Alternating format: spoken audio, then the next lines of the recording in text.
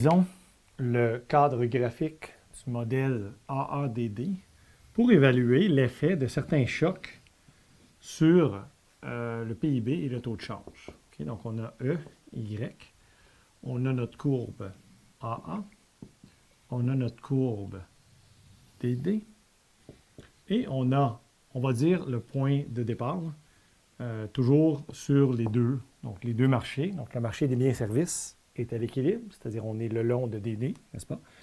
Et les marchés financiers sont à l'équilibre, on est le long de A. OK. Et là, on va faire des chocs. Donc, supposons qu'il y a, toutes choses égales par ailleurs, une récession, OK, par une baisse d'investissement. Donc, le I, C plus I plus G, là, donc plus XN, donc une baisse de I majeure. Donc, une baisse de I, qu'est-ce que ça fait? Bien, ça fait déprimer DA, et donc on a vu que ça fait ça, n'est-ce pas? Donc, toute chose égale par ailleurs, une récession va générer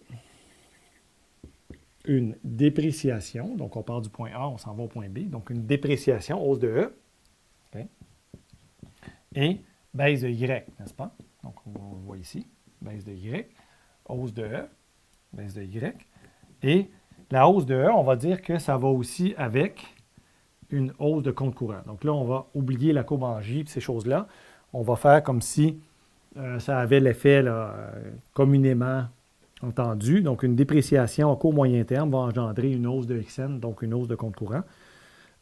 Et une appréciation baisse le compte courant. Okay? On va juste simplifier puis prendre ça pour acquis pour ce modèle-ci. Okay?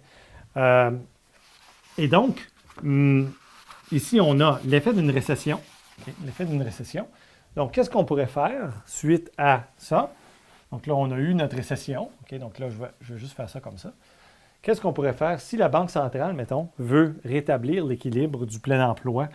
Qu'est-ce qu'elle pourrait faire? Elle veut, mettons que le plein emploi était ici, là. Okay? Bien, elle pourrait, par exemple, faire une expansion monétaire, hausse de MS, baisse de taux d'intérêt. Et ça, qu'est-ce que ça fait?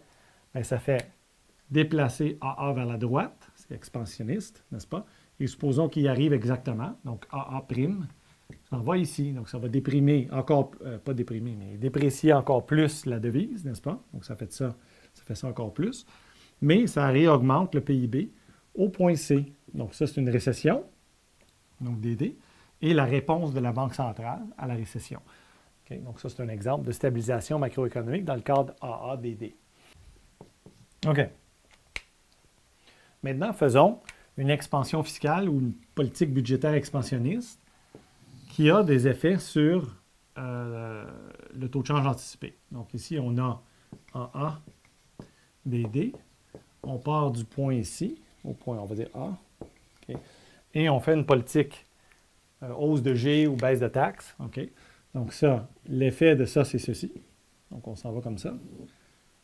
Donc DD prime, donc plus de demande, n'est-ce pas? Donc on s'en irait au point B. Mais supposons que ça génère des anticipations de devises plus appréciées avant.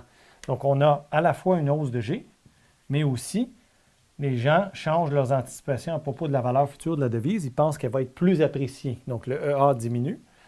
Et donc ça fait quoi? On a vu dans la PTI, on connaît par la PTI qu'une baisse de EA apprécie maintenant la devise, n'est-ce pas? Donc, autrement dit, le E, on va là-bas, et on va se retrouver peut-être au même niveau où on est parti. Donc, en tout cas, je ne sais pas si ça va revenir complètement, mais le AA s'en va vers le bas et vers la gauche. Et donc, ça referme un petit peu l'effet. Bon, est-ce qu'entre nous, ce n'est pas nécessairement évident que c'est complet, mais il va y avoir une appréciation additionnelle suite à l'expansion fiscale, si c'est considéré assez important pour avoir un effet là, sur les anticipations. Des fois, on dit qu'elle est considérée permanente, la politique. Et donc, autrement dit, il y a plusieurs chocs qui peuvent arriver et des réponses des autorités suivant le contexte macroéconomique et l'effet sur les anticipations qui peuvent évidemment avoir un effet à long terme là, sur où on se positionne dans le plan. Mais un jour ou l'autre, il faut revenir au PIB potentiel, ça va de soi.